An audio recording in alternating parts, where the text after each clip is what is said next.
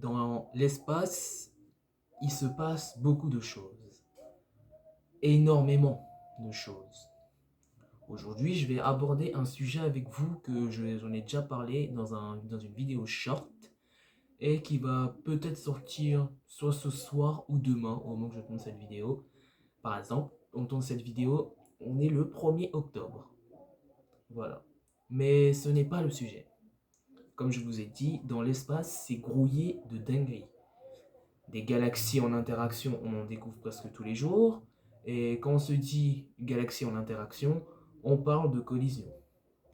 Sauf que ce n'est pas une collision. Bonjour à tous, c'est MSK, j'espère que vous allez bien, moi je vais très bien. Aujourd'hui on se trouve sur une nouvelle vidéo consacrée à la galaxie d'Andromède, notre galaxie voisine, et notre galaxie, la Voie lactée. Oui, je sais, vous remarquez un détail bizarre chez moi, je me suis attaché les cheveux. Oui, je me suis attaché les cheveux. Mais ça n'a pas d'importance. L'important, c'est que je vous présente la galaxie d'Andromède, quel est son diamètre, quelle est sa distance par rapport à la nôtre, et voir qu'est-ce qui va se passer dans les prochains mois, dans les prochaines années, ou dans les milliards d'années, ou dans les décennies. Donc, je vais vous expliquer c'est quoi la galaxie d'Andromède. La galaxie d'Andromède, aussi connue sous le nom de M31, qui est une galaxie d'environ 5 fois ou voire même 2 fois plus grande que la galaxie. Elle est un petit peu plus massif que notre galaxie, la Voie lactée. Par exemple, un titre de comparaison, la Voie lactée c'est ça, voilà, et Andromède c'est à peu près ça. Vous voyez la différence, c'est assez gros quand même. Donc du coup, qu'est-ce qui se passe avec cette galaxie? Pourquoi c'est une galaxie qui est très connue? Tout simplement parce qu'elle nous fonce dessus. Je suis désolé de le dire, la galaxie d'Andromède nous fonce dessus. On a étudié Andromède, on a en image spectrométrie, on a étudié sa distance et sa distance se décalait vers le bleu. Je rappelle, en photospectrométrie, quand un objet céleste s'éloigne de nous, sa lumière se décale vers le rouge, donc ça veut dire qu'elle est beaucoup plus loin concernant la distance. Par contre, si elle se rapproche vers le bleu, sa distance est plus près. C'est très facile à comprendre. Comme je vous ai dit, Andromède se dirige vers le bleu.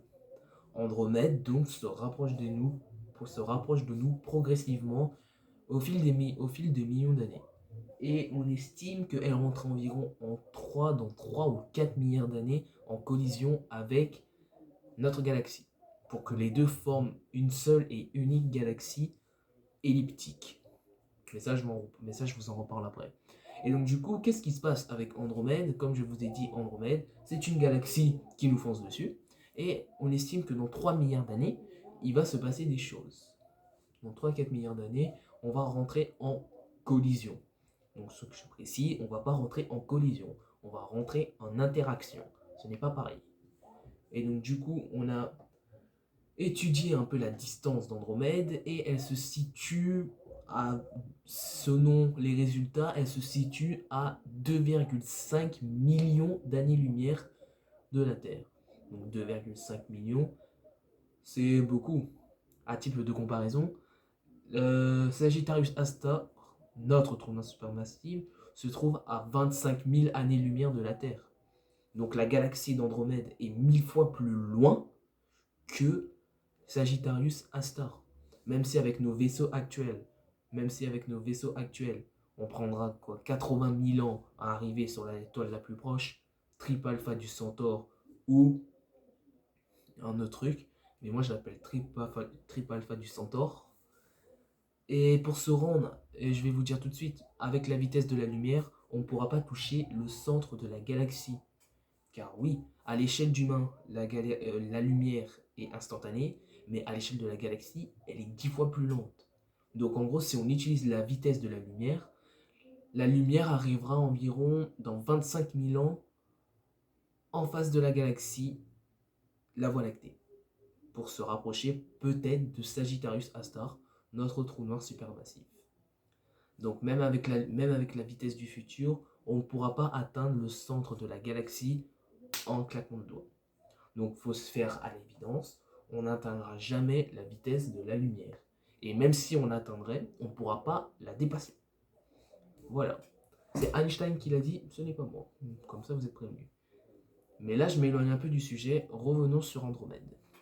Andromède, comme je vous ai dit, va rentrer en collision avec la Voie lactée. Pardon, avec la Voie lactée dans 4 milliards d'années.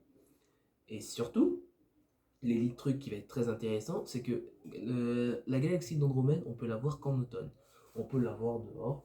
Là, pour le moment, il y a la pollution lumineuse. Je vois pas très bien les étoiles, mais je vais essayer de la repérer. Comme ça, je vous ferai une petite photo vite fait. Mais sinon, ce n'est pas le sujet. On s'en branle complètement. C'est le sujet d'une autre vidéo. Et donc, du coup, qu'est-ce qui va se passer? Déjà, il y a une question que tout le monde se pose. Est-ce qu'on va tous mourir? Je vais vous répondre non. En vérité, il est temps de rectifier beaucoup de choses concernant ça. Donc déjà, je vais vous dire, dans 4 milliards d'années, on ne pourra pas assister à ce truc astronomie, parce que nous serons déjà morts. Et oui, comme je vous l'ai dit, cet événement, normalement, va commencer dans 4 milliards d'années, dans le futur. Donc autant te dire que dans 4 milliards d'années, il n'y aura plus d'humains sur Terre, il n'y aura plus d'humains sur Terre, la vie aurait disparu sur Terre depuis environ 3 milliards d'années, et principalement, il n'y aura plus rien. On sait que la Lune s'éloigne de nous progressivement, mais on sait que quand on sera mort, il y aura toujours des éclipses solaires. Le sujet d'une autre vidéo, excusez-moi. Bref, sinon, comme vous pouvez voir, on va pas se passer grand chose envers ce truc. On sait que déjà les nuits aux étoiles vont disparaître, donc voilà. Et donc du coup, comment on va faire? Qu'est-ce qui va se passer désormais quand on rentrera en collision, quand on rentrera en interaction avec la galaxie d'Andromède? Tout simplement, presque rien. Selon François Hammer, il y a 90 ou 80% de chances que le système solaire soit éjecté de la Voie lactée. Mais elle pourrait être. Mais si je regarde bien la logique, il ne va pas se passer grand-chose d'apocalypse. C'est juste que là, il y aura plus un gros damas d'étoiles qui vont former, qui vont donner une seule et unique galaxie elliptique. Pour rappel, quelque chose de elliptique, donc une galaxie elliptique, c'est un gros format d'étoile, une boule qui n'a aucune forme. Mais apparemment, c'est une boule 10 fois plus massive et apparemment, notre galaxie sera elliptique quand elle rentrera en interaction avec la galaxie d'Andromède à 2,5 millions d'années. Voilà, donc pour le moment, on va pas mourir. Voilà, enfin, si on va mourir, parce que si c'est dans 4 milliards d'années, on va mourir, ça c'est sûr. Mais il ne faut pas dire que c'est vraiment, ouais, on estime dans 4 milliards d'années. Non, ça se trouve actuellement, ils nous foncent dessus à une vitesse hallucinante, on ne sait pas. Et puis de toute manière, si on regarde bien la logique, 4 milliards d'années, la Terre fait que c'est 7,7 ou 5,8 milliards d'années. Donc autant te dire que 7 milliards d'années, ça peut être dès demain ou même aujourd'hui. Voilà, donc ça c'est un sujet que personne ne veut comprendre. Je vous explique qu'il ne va pas se passer grand-chose, même si on présume qu'on sera mort. Mais ça se trouve, on sera vivant et on verra l'interaction entre la galaxie d'Andromède et la Voie lactée. Voilà. C'était tout pour cette vidéo concernant sur Andromède. Elle n'a pas duré très longtemps. Mais voilà, je voulais un peu m'exprimer par rapport à ça. Donc du coup, voilà. Donc n'hésitez pas à aimer. Donc j'espère que vous avez aimé cette vidéo. Désolé si je parle d'une manière fatiguée parce que je suis fatigué. Donc abonnez-vous à la chaîne, mettez un maximum de likes, partagez la vidéo, ça me ferait extrêmement plaisir. Et surtout, abonnez-vous à ma chaîne pour que vous aurez plus d'actualités concernant l'espace. Si vous voulez des sujets de l'espace, dites-moi dans les commentaires. Non, je déconne. Les sujets de l'espace, j'en ferai quand j'en aurai envie, parce que c'est ma chaîne, donc du coup, j'en ferai quand j'en aurai envie.